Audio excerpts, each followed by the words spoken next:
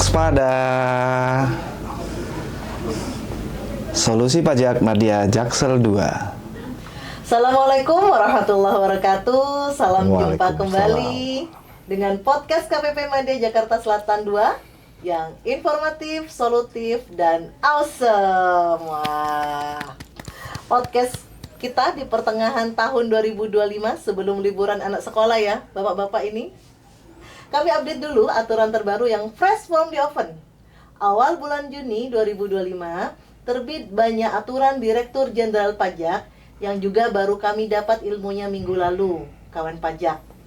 Aturan yang akan kita bahas hari ini berkaitan dengan e-faktur. Jadi nanti untuk jenis pajak yang lain akan dibahas pertemuan selanjutnya.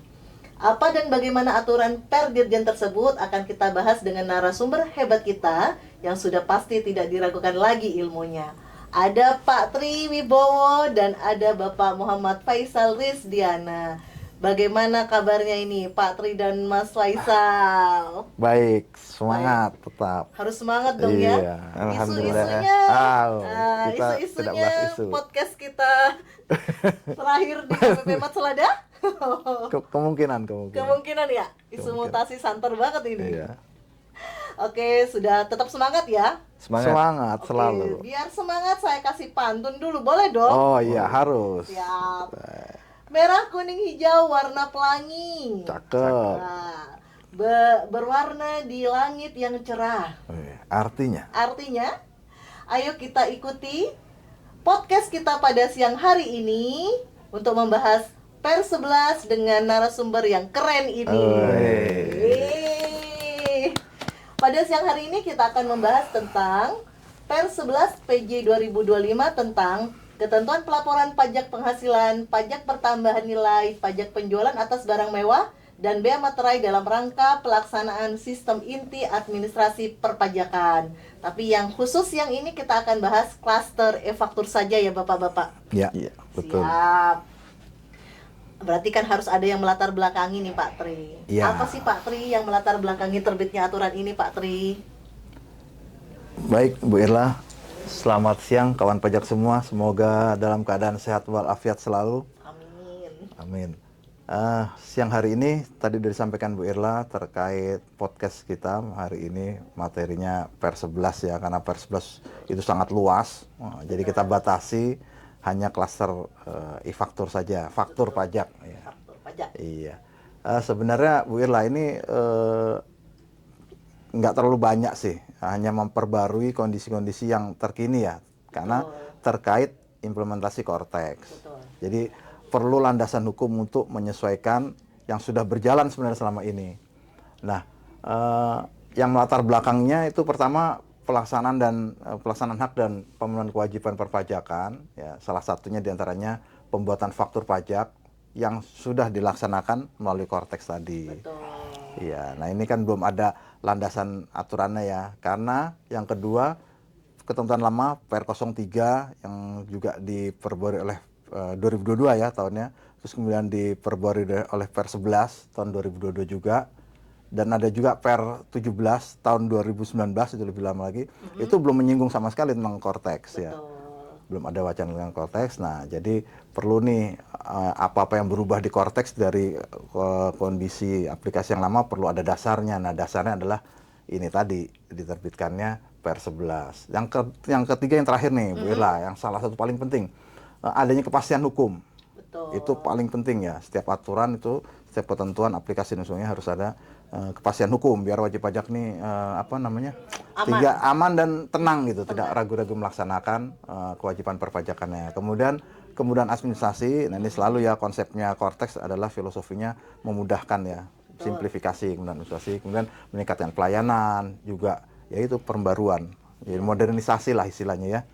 Iya benar. Nah, nanti kita kalau terkait Cortex-nya kan kita sudah membahas ya keunggulan-keunggulan Cortex dan sebagainya, seperti itu. Oke kawan pajak, itulah latar belakang dari terbitnya Per 11 ini. Jadi pasti untuk memberikan kepastian hukum, karena aturan dan sistem sudah harus sejalan gitu ya Pak Tri ya. Oke, setelah dasar hukum, sekarang setelah latar belakang, sekarang kita kembali ke dasar hukumnya. Apa sih Pak Faisal nih dasar hukum penerbitan PER ini Pak Faisal? Iya. Jadi terkait penerbitan PER 11 tahun 2025 pasti didasari dengan dasar hukum yang di atasnya, yaitu paling pertama undang-undang. Betul. Nah, undang-undang terkait e-faktur ini pasti undang-undang PPN. PPN itu Undang-Undang Nomor 8 Tahun 1983 sebagaimana telah diubah terakhir dengan Undang-Undang Nomor 6 Tahun 2023 tentang penetapan Cipta Kerja. Betul. Penetapan peraturan pemerintah pengganti Undang-Undang Nomor 2 Tahun 2022 tentang Cipta Kerja. Kemudian PMK 81 tahun 2024 itu terkait dengan ketentuan perpajakan dalam rangka implementasi Cortex. Kemudian Perdirjen nomor 3 tahun 2022 sebagaimana telah diubah dengan Perdirjen nomor 11 tahun 2022 dan Perdirjen nomor 17 tahun 2019 tentang tata cara pendaftaran dan kewajiban pengusaha kena pajak toko retail. Oke. Jadi setelah disebutkan nih kawan pajak oleh Pak Faisal dasar hukum penerbitan peraturan Direktur Jenderal Pajak tersebut, sehingga perlu penyesuaian aturan yang berlaku gitu ya. Sekarang kita akan masuk ke inti pembahasan peraturan Dirjen Pajak ini berkaitan dengan e-faktur. Yang akan kita bahas yaitu pokok-pokok perubahan dari Perdirjen sebelumnya. Boleh nih ya Pak Tri dan Pak Faisal untuk menjelaskan satu persatu. Oke, sekarang perubahan pertama, Pak Tri, apa sih Pak Tri perubahan pertamanya? Ya, baik Bu Irla, Pak Faisal dan juga kan Pak sekalian. Beberapa perubahan, kalau saya hitung kurang lebih ada 12 ya. Nah, ini Banyak ya? lumayan banyak. Kita bahas ini. Iya, tapi nggak usah khawatir kawan pajak. Ini perubahan yang menguntungkan lah, memudahkan lah. Enak gitu ya. Tidak menyulitkan, tidak memberatkan. Nah, pertama tentunya aplikasi, karena ini membahas Cortex ya, aplikasi. Jadi kita tinggalkan aplikasi yang lama. Kalau terkait faktur ini adalah e-faktur desktop ya, itu sudah tinggalkan. Kemudian lapornya juga pakai web e-faktur ya. Itu hal-hal yang kondisi yang lama, dipakai dua aplikasi itu. Nah sekarang dijadiin menjadi satu aplikasi namanya Cortex. Nah, itu aplikasinya dulu pertama dipakai. Jadi aplikasi Cortex ini kalau terkait dengan faktur, ya, nanti akan dibuat, kita menyebutnya di Cortex ini adalah modul e-faktur. Modul e-faktur ya Pak Ustaz, beda-beda tipis lah. Kalau di yang lama kan aplikasi e-faktur, Faktur desktop. E-faktur desktop. Dan ada satu lagi untuk VAT refund itu untuk turis asing, itu namanya aplikasi e-faktur VAT refund for tourist. Nah, ini pakai bahasa Inggris. Nah, itu sekarang semua jadi satu, ada di modul e-faktur. Iya. Jadi simplifikasinya sudah jelas ya. Oke. Gitu Bu Irla. Siap, berarti perubahan pertama pasti di aplikasi gitu aplikasi. Ya. Pakainya Cortex per 1 Januari 2025 namanya modul e-faktur. Oke. Sesuai keputusan Direktur Jenderal Pajak tersebut, Pak Tri sudah menjelaskan bahwa e-faktur desktop masih digunakan untuk membuat hanya faktur pajak keluaran. Sesuai CAP tadi ya Pak ya. Sekarang perubahan kedua nih, Pak Faisal boleh dong dijelaskan perubahan keduanya? Iya. Perubahan kedua ini syarat PKP dalam menerbitkan faktur pajak. Oke. Jadi sekarang ketika sudah diimplementasi Cortex pada modul e-faktur tersebut, PKP yang memiliki sertifikat elektronik dan memiliki akses untuk pembuatan faktur pajak itu bisa menerbitkan faktur pajak. Jadi kalau sebelumnya kan di e-faktur desktop, e-faktur yang lama itu wajib pajak harus memiliki sertifikat elektronik. Terus harus akun PKP-nya tersebut diaktifasi terlebih dahulu dan udah mempunyai nomor seri faktur pajak. Kalau sekarang perbedaannya itu. Wajib pajak yang memiliki akses untuk pembuatan e-faktur dan mempunyai sertifikat elektronik atau kode otorisasi, jadi bisa menerbitkan faktur pajak. Oke, sekarang perubahan ketiga nih Pak Tri. Selanjutnya apa perubahannya Pak? Baik Bu Irla, Pak Faisal. Tadi kedua ya. Ketiganya perubahan terkait alamat tempat kegiatan usaha. Ya. Jadi ini terkait dengan pengisian alamat tempat kegiatan usaha yang digunakan oleh PKP penjual ya. Oke, berarti Untuk sekarang menyerahkan dibahas penjual dulu. iya penjualnya Oke, dulu lah. gimana, Untuk Pak? dari sisi penjual untuk menyerahkan BKP atau JKP ya. Atau ya sisi penjual dulu lah ya. Iya. Penjual ini bisa mengisi identitas utamanya bagi si ininya ya penjual.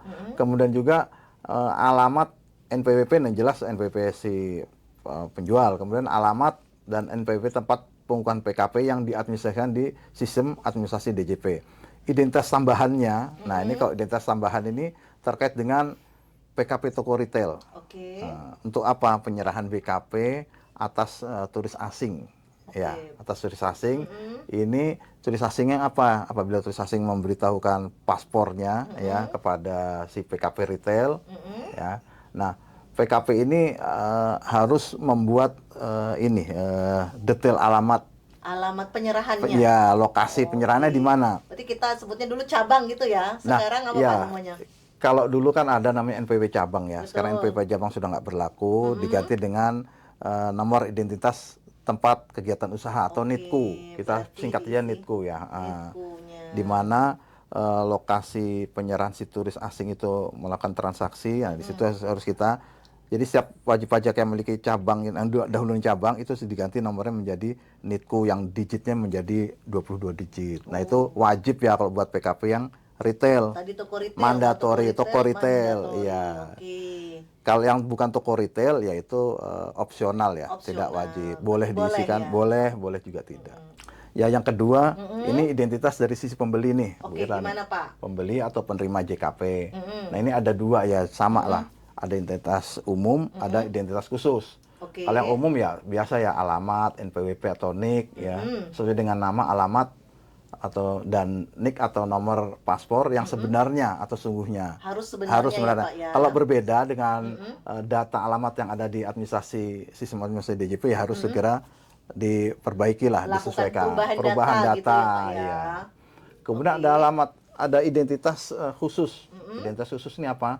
Alamat tempat kegiatan usaha si pembeli atau penerima BKP atau JKP ini wajib diisi ya. Di lokasi itu wajib diisi. Kalau lokasinya tempat penyerahan atau tempat dikirimnya BKP atau JKP itu ada di kawasan khusus. Kawasan khusus apa? Yang mendapat fasilitas. Ya.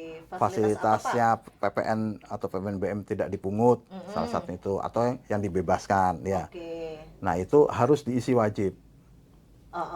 Nanti diisi cabang gitu, Iya, khususnya iya. NITKU tadi gitu ya? Yang NITKU-nya itu harus diisi. Jadi biar jelas, oh iya benar kawasan ini adalah kawasan yang dibebaskan atau kawasan yang PPN-nya tidak dipungut. Seperti itu, Bu Irla. Oke, berarti kalau mendapat fasilitas tidak dipungut, berbeda dengan tempat penerima, tempat tinggal, kedudukan penerima BKP atau JKP, berarti harus diisi wajib identitas khusus NITKU tadi. Iya, gitu ya, Pak, iya. ya? Ada diisi dengan alamat sesuai dengan NITKU-nya masing-masing gitu. Oke, Di berarti lokasi kalau yang selain bersangkutan. itu Di luar opsional. itu opsional, iya. Boleh diisi tambahan, sebagai tambahan aja lah. Berarti yang wajib-wajib dulu aja berarti ya? Iya, Yang opsional boleh? Berarti. boleh. Nggak diisi juga nggak apa-apa. Dari sini, Pak. Oke, siap. Berarti sekarang ke perubahan keempat. Pak Faisal mau menjelaskan perubahan keempat apa nih Pak Faisal? Iya. Jadi perubahan keempat ini kita kan biasa mengenal kode faktur, kode transaksi. Betul. Dalam faktur pajak itu kan ada 1 sampai 01 sampai 09 ya. Betul. Di Cortex kali ini ada kode 10. Kode Ada 10 itu penambahan kode adalah 10. untuk penyerahan lainnya yang PPN atau PPNBM-nya dipungut oleh PKP yang melakukan penyerahan BKP atau JKP. Nah, sebelumnya kode transaksi ini 06. Oke. Terus 06 bergeser ini berarti ya. Jadi kode 10. Jadi kawan pajak, kita harus perhatikan ada beberapa kode 01 sampai 10. Betul. Jadi urutan-urutan pada saat kita akan membuat faktur pajak itu kita harus perhatikan transaksi itu ke siapa. Jadi jangan lupa ya kan pajak, sudah ada 10 kode transaksi.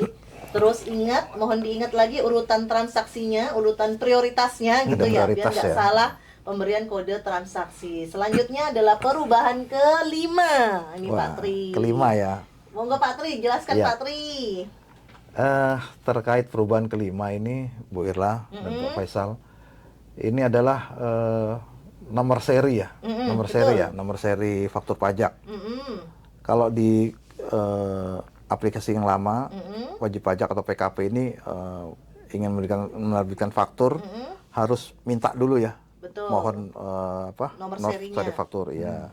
Berapa nanti diberikan oleh DJP. Bahkan kalau untuk wajib pajak yang baru, PKP baru tuh malah default kalau nggak salah 75 gitu ya. 75, Lalu kebutuhannya lebih bisa jadi. Ya, baru nanti minta lagi. Jadi ya kurang praktis lah. Kalau di sini Cortex, nah ini keunggulannya. Gimana Pak? Nomor seri terbuka bebas. Mau berapapun tidak perlu minta. Tidak perlu minta. Oke. Tidak kehabisan stok lah. Tidak Iya. akan Kalau kehabisan dulu udah habis minta lagi. Bingung ya, Pak, Bingung ya? minta lagi. Padahal kadang waktu mendesak nih, Iya. ya buru-buru. Mau terima, wah minta dulu kadang ada Butuh trouble, waktu, butuh waktu. ya. Jadi menghambat bisnisnya wajib Wajib pajak. pajak, oke. Nanti udah selesai, sisa faktur dikembalikan lagi, kan sangat nggak praktis. Kalau sekarang Iya.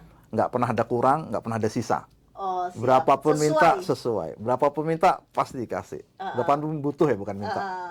Nah, itu salah satunya. Kemudian kode status ini untuk faktur pengganti ya ini beda, cuman nambahkan 1 digit aja. Ya, Oke. yang sebelumnya hanya 1 digit. Sekarang jadi ada 2 di tengah-tengahnya itu. Kemudian nomor seri fakturnya sekarang ada jadi di total jadi ada 17, Bu Irla. Oke, Ya, ada di total. 17 Kalau dulu 16 ya, nomor seri. yang lama ya. Yang lama 16. Ya, 17 itu terdiri dari apa? Yang pertama 2 digit itu kode transaksi. Kemudian 2 digit pertama kode status. Oke. Ya, termasuk salah satu tadi ya pengganti. Kemudian nomor serinya sendiri 13 digit. Jadi kalau Ada di total 13 di total ada Ada 17. 17. Siap, berarti nomor seri langsung otomatis sistem sesuai Ya. kebutuhan. Gitu ya Pak ya? Oke, selanjutnya perubahan ke-6. Apa nih Pak Faisal? Tolong dijelaskan. Ya, perubahan ke-6 ini terkait dengan digit nomor seri faktur pajak ya.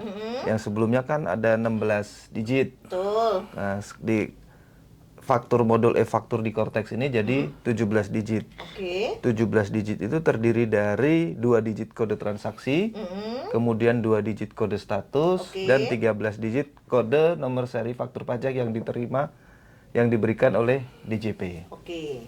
Jadi perubahan itu ada penambahan 1 digit apabila nanti ketika kawan pajak melakukan penggantian faktur yang sebelumnya itu adalah 1 digit, sekarang menjadi kodenya 2 digit yaitu angka 99. Berarti ada 99 penggantian maksimal Misalnya ya. bisa jadi 99 penggantian.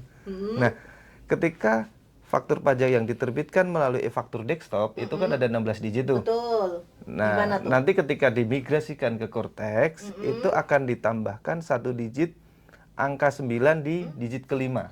Oh, jadi sistem langsung Sistem memberikan langsung digit mengenerate. 9 tadi Iya. ya di digit ke 5. Oke. Jadi sudah 17 digit di Cortex, jangan sampai lupa nomor serinya. Selanjutnya adalah perubahan ke-7. Oke, Pak Tri, bisa Ya, dijelaskan? Siap. Ketujuh nih ya. Iya, ke-7 deh, Pak. Ini enak lagi nih. Oh, gimana Bu Erla. nih? Banyak enaknya pokoknya. Harusnya ya. Iya, perubahan-perubahan yang menguntungkan. Nah, Betul. terkait batas waktu upload. Selama ini kan kita sudah paham ya, kawan pajak juga sudah sebagai pelaku ini ya, Pembuat faktur, sudah paham, yaitu selama ini kan tanggal 15 bulan berikut ya. Setelah tanggal 15 sudah nggak bisa diupload lagi. Nah, sekarang dikasih tambahan nih 5 hari. Wah, Jadi tanggal 20. nambah ya. Nambah lagi. Oke. Jadi tanggal 20 bulan berikut. Begitu Bu Irla. Padahal udah kita pakai ya, kita dari awal Sebenarnya tahun sama udah 15 dipakai aja ya. pun sudah cukup Sudah sebenarnya. cukup, Kalau ya. udah iya, kalau mau itu ya langsung uploadnya kalau udah nggak ada perubahan gitu. Iya, Tapi lebih ditambahin lah pasti. iya, sama Oh, DJP sekarang ditambahin 5 hari pasti. jadi 20. Oke, Alhamdulillah. alhamdulillah batas uploadnya jadi tanggal 20 bulan berikutnya. Iya. Sekarang perubahan ke-8, Pak Faisal boleh dijelaskan nih. Iya. Perubahan ke-8 itu terkait dengan toko retail. Oke. Jadi sebelumnya toko retail itu kan membuat faktur pajaknya di aplikasi e-faktur VAT Refund for Tourist. Oke. Nah, untuk implementasi Cortex ini wajib pajak membuat kode faktur pajaknya di modul e-faktur di Cortex. Berarti jadi satu sekarang Jadi ya. satu. Tidak ada lagi pembedaan e-faktur. Kode transaksinya, kode transaksi berapa Pak Faisal? Kode transaksinya kode transaksi 06. 6. Ya. Oke, berarti kode transaksi 06 untuk e-faktur toko retail. Perubahan ke-9, boleh nih jelaskan Pak Nah, Tri. ke-9. Iya. Iya, benar ke-9 ya. Mm-mm. Ke-9 ini terkait ekspor nih, Bu Oke, Irla. Ekspor apa? Ekspor barang kena pajak tidak berwujud atau Oke. kita singkat aja BKPTB BKPTB singkatannya. atau JKP jasa kena pajak. Nah, ini pemberitaan ekspor ini membuat apa? PE BKPTB, pemberitaan ekspor barang kena pajak tidak berwujud dan pemberitaan ekspor jasa kena pajak. Ini menggunakan juga ada di Cortex, di modul e-faktur dalam Cortex ya. Nah, ini sebelumnya tuh manual, wajib pajak manual di luar sistem DJP. Bikin nota retur atau nota pembatalan itu juga sekarang juga sudah dibuat di Cortex ya kawan pajak tuh. Jadi sudah gampang membuatnya. Semua ada di Cortex. Nah, semuanya sebelumnya dilakukan di e-faktur desktop. Terkait itu tadi nota retur ya, iya. Jadi sekarang udah lengkap, ada nota retur juga di dalamnya. Ada ekspor tadi BKPTB sama JKP gitu ya. Iya. Semuanya harus dibuat di Cortex. Paket lengkap lah Pak ya. Iya, lengkap. Jadi memang benar memudahkan loh ini. Udah nggak ada manual. Cuma memang lagi. dalam pelaksanaannya mungkin masih ada kan tersendat sedikit lah. Masalah habituasi Betul, katanya, Pak. habituasi. Nanti kalau sudah semua Udah lancar, wah. was-sus. Iya. Diajak kembali ke modul lama pasti nggak mau. Nggak mau Iya, lah ya. enak ini Cortex ya. Oke deh. Selanjutnya perubahan ke-10 Pak Faisal. Wah, udah ke-10 nih. Iya. Monggo Pak Faisal. Jadi gini Ibu Irla dan Pak Tri. Jadi ketika kawan pajak nanti ada kesalahan penulisan dalam identitas pembeli, maka di Cortex kali ini tidak bisa dilakukan pembetulan faktur. Identitasnya nggak bisa dibetulkan. Identitas pembetulan atas pembeli, data pembeli itu tidak bisa dilakukan. Jadi kawan pajak harus hati-hati dalam mengisi identitas pembeli. Betul. Karena tidak bisa dilakukan pembetulan. Jadi satu-satunya cara untuk merubah data tersebut adalah dengan melakukan pembatalan. Betul. Jadi kawan pajak harus hati-hati ketika nanti dilakukan pembatalan dan membuat faktur pajak baru, dan ketika batas waktu yang digunakan untuk pembuatan faktur itu melebihi, nah itu nanti tidak bisa dilakukan upload. Ya berarti harus hati-hati ya Pak ya. Betul. Karena konsekuensinya itu bisa terlambat buat faktur. Jadi mohon dihati-hati pada kawan pajak atas pembuatan dengan identitas pembeli. Perubahan 11, monggo Pak Tri, Iya, apa aja baik. nih? Ya siap Bu Irla, kan pajak Pak Faisal juga. Ini ke-11 nih terkait ini. Masih faktur pajak pengganti juga, tapi pasca nota retur atau pembatalan. Jadi faktur pajak pengganti itu dibuat dengan memperhitungkan nota retur ya atau pembatalan yang nilainya netonya. Dan retur BKP atau pembatalan JKP itu dianggap tidak terjadi. Nah, sebelumnya berjalan juga sih, tapi nggak diatur secara khusus. Kalau di PER ini sudah di state secara khusus. The last but not the least. Iya. Oke, Pak Faisal bisa dijelaskan? Iya. Jadi terkait dengan perubahan penggunaan aplikasi e-faktur legacy, ketika wajib pajak membuat faktur pajak pengganti pasca nota retur atau pembatalan, PKP tertentu pengguna per 13 tahun 2024 terkait dengan relaksasi faktur pajak, dalam hal pembetulan atau penggantian faktur pajak dilakukan sejak tanggal 1 Januari 2025 atas faktur pajak yang dibuat sampai dengan 31 Desember 2024 dan atas faktur pajak dimaksud telah dibuatkan nota retur atau pembatalan sejak tanggal 1 Januari 2025. Nah, pembetulan atau penggantian faktur pajak dilakukan tanpa memperhitungkan nota retur. Jadi faktur pajak normal yang diterbitkan di aplikasi Legacy sebelum Cortex tidak mengikuti perubahan ke-11 yang dijelaskan oleh Pak Tri tadi. Oke, berarti kalau faktur pajaknya di Legacy sebelum 1 Januari, kalau ada nota returnya di Cortex tidak diperhitungkan. Berarti tetap brutonya ya. Bruto. Kalau tadi penjelasannya Pak Tri kan Netonya. netonya karena diterbitkan di Cortex gitu ya Pak ya. Yang ini yang diterbitkan di Legacy. Sudah lengkap semuanya. 12 ya? 12. Iya, benar. Tadi sudah dijelaskan Pak Tri ada 12 perubahan. Jadi sudah kita jelaskan juga ya di sosialisasi e-faktur ya. Hari-hari kemarin Oh iya, ya. 2 hari kemarin. 2 hari ya. kemarin sudah kita Dan jelaskan. live Instagram juga. Live Instagram juga. Oke, makanya jangan sampai melewatkan media sosial kami. Jadi kita akan menyampaikan informasi-informasi terbaru di media sosial kami. Jadi ikuti kawan pajak ya. Sudah tak terasa, sudah selesai penjelasan semua narasumber pada siang hari ini. Kami ingatkan kembali, jangan lupa ikuti media sosial kami, karena semua informasi perpajakan terbaru akan kami bagi di akun tersebut. Terima kasih. Enggak tutup dengan pantun? Ya nanti Oh, dong. Terima kasih penjelasannya Pak Siap. Faisal dan Pak Tri. Sehat-sehat selalu. Sampai kembali di kesempatan selanjutnya. Oke, ini saya kasih pantun boleh dong? Nah, iya dong. Enak Siap. pantunnya Bu Irla itu. Naik pesawat ke Surabaya, Cakep. turunnya di Bandara Juanda. Artinya Silahkan pelajari pembuatan e-fakturnya. Diisi dengan benar, lengkap dan jelas biar tidak dikenakan sanksinya. Asik. Saya Irla pamit. Assalamualaikum warahmatullahi wabarakatuh. Sampai bertemu lagi di kesempatan berikutnya. Sampai jumpa Waalaikumsalam kawan warahmatullahi pajak. Terima kasih kawan